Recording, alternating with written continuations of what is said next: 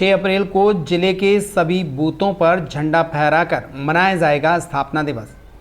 14 अप्रैल को भारत रत्न डॉक्टर भीमराव अंबेडकर जी की जयंती कार्यक्रम जिले के 1388 बूथों पर कार्यकर्ताओं द्वारा मनाई जाएगी।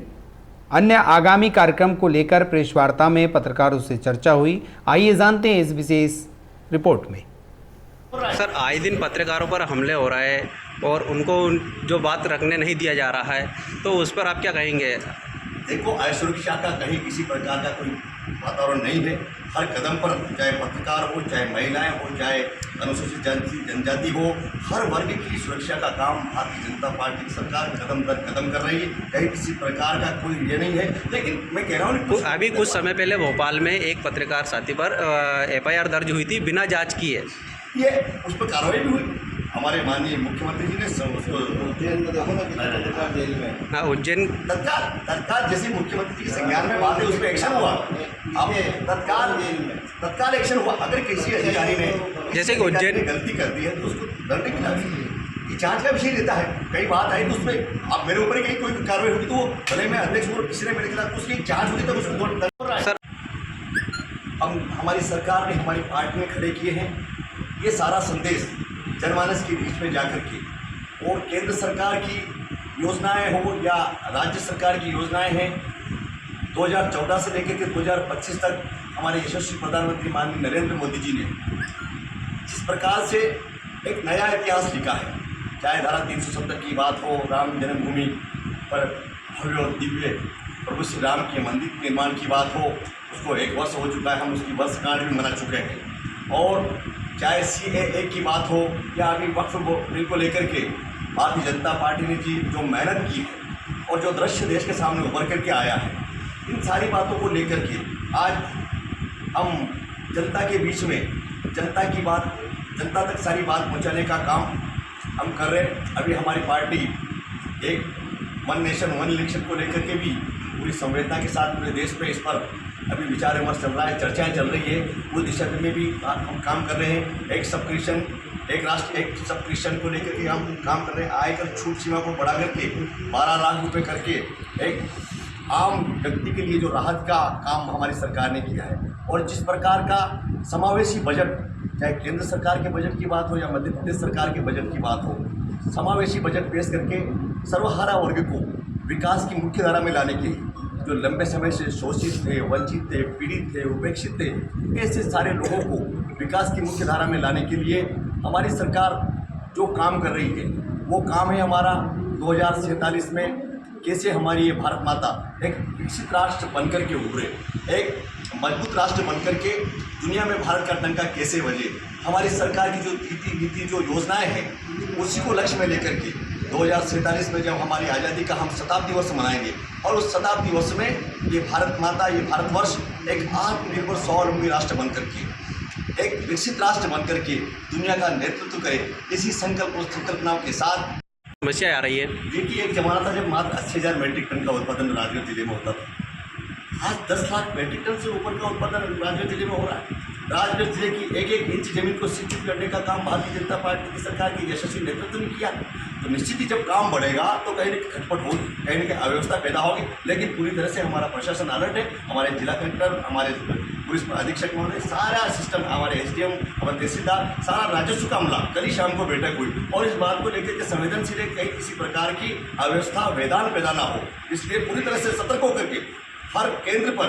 अब ये कहीं हो जाता है, कुछ मन चले लोग किस प्रकार के लोग जाकर के लोगों को भड़काने का काम कर देते हैं और वो उन लोगों को जो भ्रम पैदा कर देते हैं। हम कहीं किसी ने शादी एक साथ सबको नहीं बिठाते, पंगत दर अगर उनको भोजन करवा करके उस कार्यक्रम को सुंदर बनाए।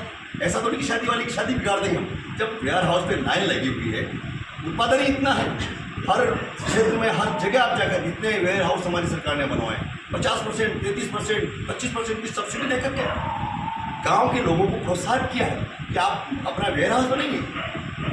ये साधारण बात है क्या? आज आप पूरे राजगढ़ जिले में घूम के देखिए कितने वेयर हाउस बनकर तैयार हैं और कितने केंद्रों में आज हमारी सरकार ने चूल्हे का काम चालू कर रखा है। कहीं ये तो कुछ लोगों के द्वारा नेगेटिव पैदा, हमारे किसान भाई, हमारे अन्नदाता और माननीय प्रधानमंत्री जी को ज्ञान नाम देकर के गरीब, युवा, अन्नदाता, नारी शक्ति 4 केंद्र में रखकर सरकार कहती है कि मतलब विकास हुआ है, तो ज़िले में अभी तक ऐसे गांव हैं जहां पर अभी तक नल जल योजना के तहत पानी नहीं पहुंचा है, तो उसको लेकर आप क्या कहेंगे? देखो, हमारा एक ही लक्ष्य, एक ही संकल्प है, हर खेत भर जल, हर घर पर नल से जल पहुंचाने का संकल्प हमारे यशस्वी प्रधानमंत्री नरेंद्र मोदी जी का है। और उस दिशा में आज हम नए नए आयाम खड़े कर रहे हैं। कहीं गांव जहाँ छूटे हुए वहाँ पर टैंकों का निर्माण चल रहा है, कहीं पर नालियों का निर्माण, पाइपलाइनों का निर्माण चल रहा है, कहीं पर डैमेज होगी तो उसका मेंटेनेंस का काम चल रहा है। लेकिन कोई घर नल से जल से अछूता नहीं रहेगा। हर घर तक नल से जल पहुंचाने का यशस्वी प्रधानमंत्री का, भारतीय जनता पार्टी की सरकार का संकल्प है। हम उसको सिद्ध करके बताएं। कई ग्रामीण क्षेत्र में टंकियाँ बन चुकी है, सब कुछ हो गया है, उसके बावजूद भी पानी नहीं आ पा रहा है। आपसे कह रहा हूँ, कहीं टेक्निकल प्रॉब्लम है, जहाँ पर तकनीकी, तो कब तक चलेगी? मतलब इसकी भी एक समय सीमा थी ना। कितने गाँव राजगढ़ जिले में कितने गाँव हैं? हर गांव में जल पहुंचा रहे हैं, हर गांव में। कुछ कहीं संगति बस कहीं हो गई है, कहीं तकनीकी मिस्टेक आ गई है, कहीं सामान की कमी आ गई है, कहीं किसी प्रकार का अवरोध खड़ा हो गया है, तो उसको दूर करने के लिए, उसको ठीक करने के लिए समय लगता है। अभी आप जानते हैं, कृषि का काम चल रहा था, किसानों की फसलों का काम अभी चल रहा था। अब खेतों में अगर फसलें खड़ी है तो खड़ी हुई फसलों में काम चलाना असंभव है। उस किसान का उसका हृदय जो कंप्लीट हो चुकी है, जो पाइपलाइन कंप्लीट हो चुकी है, वहाँ पर अभी तक क्यों नहीं पहुँच रही है सब? कहीं तकनीकी खराबी के कारण नहीं तो ये कब तक चलेगी? तो ये बिल्कुल इस साल समय पर भी, गर्मी का समय हमें 2-3 महीने का समय, इसमें मेंटेनेंस टोटल होगा। वहाँ पर लाइनें फूटी हुई है, कहीं मिस्टेक आ रही है, कमी आ रही है, तो ये समय जो हमारा है अभी ग्रीष्म ऋतु का, इसमें पर आपकी सरकार एक्शन क्यों नहीं ले रही है? बहनों का सम्मान, नारी जगत का सम्मान अगर किसी ने किया तो भारतीय जनता पार्टी की सरकार ने किया है। 2003 से लेकर आप सम्मान की बात कर रहे हैं, मगर बहनों को बाहर क्यों आना पड़ रहा है जब उनके अधिकार के लिए? मैं कहीं दुकान लगी हुई थी, उसको हटाने के लिए अगले आदमी को हटाने की व्यवस्था तक हमें थोड़ा धैर्य भी रखना होगा। आपने शिकायत की, उसमें हो सकता है 2, 4, 5 दिन, 7 दिन, सप्ताह लग जाए, उसका निराकरण होगा। पर ये सब थोड़ी ना आज ही, अब ये कुछ स्थान चेंज कर रहे हैं तो अब वो हट गई। अब आप भाई सामने कोई विषय आया है तो अगले आदमी, आप कहीं बैठे हैं, आपको हटाना तो भाई आपका कोई अगला स्थान तय होगा, तब आप यहाँ से हटेंगे। अब मैं उठूंगा तब यहाँ दूसरा आके बैठेगा तो मेरे ऊपर, तो जब कोई चीज़ जमी हुई है उसको वापस स्थानांतरित करने में समय लगता है। इसलिए वो हो गई, वो काम हो गया, आज कंप्लीट हो गया। एमपी का एक और वीडियो सोशल मीडिया पर वायरल हो रहा है, जहां पर महिलाओं ने, मतलब जब प्रशासन ने नहीं सुनी है तब उसके बाद में महिलाओं ने ठेके पर पत्थरबाजी की है। नहीं, ये तो कुछ लोगों के द्वारा इस प्रकार का नैरेटिव पैदा किया जाता है, सरकार को बदनाम करने की, सरकार को पूरा लाछन लगाने की। बस कोई बिंदु नहीं, कोई विषय नहीं कि सरकार के ऊपर कोई उंगली उठाए। सरकार पूरी तरह सतर्क होकर के, संवेदनशील होकर के, हर कदम पर हर वर्ग को साथ देने का काम कर रही है, उसके अनुरूप काम करने का काम कर रही है। कहीं किसी प्रकार का पक्षपात, भेदभाव नहीं होगा। अभी आपने देखा वक्त बिल को लेकर कि जो लोग चिल्लाते थे, आज पूरा हिंदुस्तान का मुस्लिम समाज उस बिल के समर्थन में खड़ा होकर के उन्होंने आतिशबाजी, मिठाई बांटी, ढोल धमाके, और कितना जबरदस्त आज एक वातावरण बनकर के आया। लोग कहते थे कि राम मंदिर की घोषणा हो जाए तो खून की नदियाँ बह जाएगी, मच्छर नहीं मरा। आज भव्य और दिव्य मंदिर राम मंदिर बन के खड़ा है। 370 पर लोग कहते थे खून की नदियाँ बह जाएगी, कहीं किसी प्रकार का कतरा बह करके नहीं आया, और धारा 370-35 से हटी जम्मू कश्मीर से। आज जम्मू कश्मीर का संपूर्ण विलय भारत में हो चुका है। संपूर्ण भारत के साथ आज जम्मू कश्मीर पूरी तरह से जुड़ चुका है। संवैधानिक तौर से आज़ादी के साथ जो घाव हमें दिए गए थे, उस घाव को पाटने का काम, खत्म करने का काम, उसका इलाज करने का काम यशस्वी प्रधानमंत्री नरेंद्र मोदी जी ने, हमारे गृह मंत्री माननीय अमित शाह जी ने किया है। सारा जगत देख रहा है, दुनिया देख रही है, सारा पाखंडी लोग खुल करके सामने आते। इसी प्रकार से छोटी मोटी गलती कहीं नजर आती है तो एक ऐसा नैरेटिव खड़ा करता है, बहनों को भड़काने का काम करता है। आज के ध्यान में आई है, कहीं स्कूल है, कहीं मंदिर है, कहीं धर्मशालाएँ हैं, कहीं सार्वजनिक कार्यक्रम होते हैं, अगर वहाँ ठेका खोल जाए ठेकेदार तो उसको खाली करवा रहे हैं, परिवर्तन करवा रहे हैं। ऐसा नहीं होगा कि हमारे आने वाले भविष्य के ऊपर किसी प्रकार से पर आप को छोड़ा नहीं जाएगा, तो कानून का पालन किया जाएगा। जो कानून में जायज होगा वो सब होगा, उसके अनुसार सारी कार्रवाई होगी।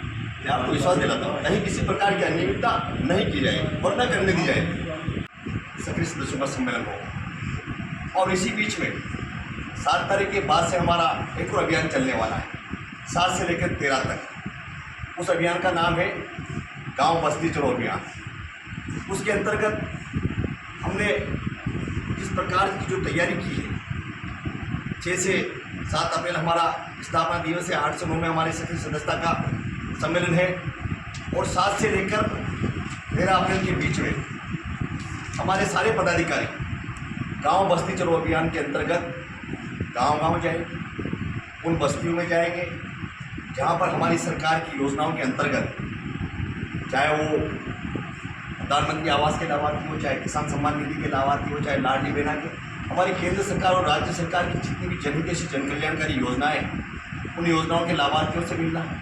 वहाँ पर साफ सफाई स्वच्छता पर ध्यान देना है। वहाँ पर हमें आंगनबाड़ी केंद्र, स्कूल भवनों में, चिकित्सालय, प्राथमिक स्वास्थ्य केंद्र, पंचायत कार्यालय आदि संस्थानों में जाकर के वहाँ की स्थिति क्या है, क्या उनकी उपस्थिति रहती है, क्या वहाँ पर गतिविधियाँ होती है, इन सारी चीज़ों पर चर्चा करना है। जल स्रोतों की क्या स्थिति वहाँ पर बनी हुई है। भाजपा कार्यकर्ताओं में भाजपा के झंडों के साथ सभी गली मोहल्लों में हमें वहाँ पर जुलूस निकालना है। संध्या के ग्रामीणों में संध्या के समय पर गांव की एक चौपाल लगानी है। उस चौपाल में उस गांव के सभी ग्रामीणों के साथ बैठ कर चर्चा करनी है। वरिष्ठ भाजपा कार्यकर्ताओं, आपातकाल के समय, मीसाबंदी के समय जो कार्यकर्ता हमारे गिरफ्तार हुए थे, हमारे कार सेवक हैं, ऐसे सभी हमारे वो पुराने कार्यकर्ता हैं जिन्होंने पार्टी की स्थापना के लिए बहुत कुछ किया है। ऐसे सारे लोगों के बीच में जाकर के उनको सम्मानित करना है, बूथ समिति की बैठक करना है और ऐसे पूरे कार्यक्रमों के माध्यम से 3 दिन का समय हमारा एक पदाधिकारी देगा।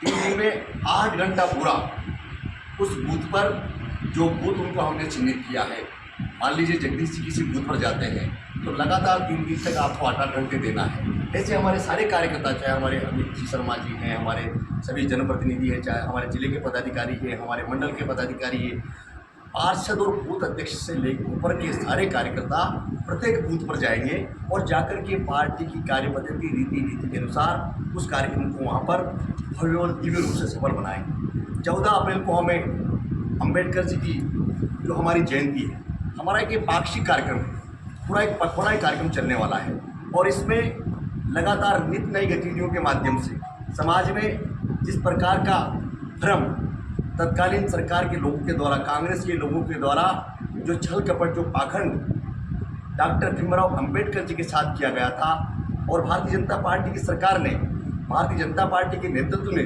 जो सम्मान डॉक्टर साहब भीमराव, भारत रत्न डॉक्टर साहब भीमराव अंबेडकर जी को दिया है, ये जो वास्तविकता है ये भी जनमानस के बीच में ले जा करके, और हमें 14 अप्रैल को हमें उनकी जयंती मनानी है।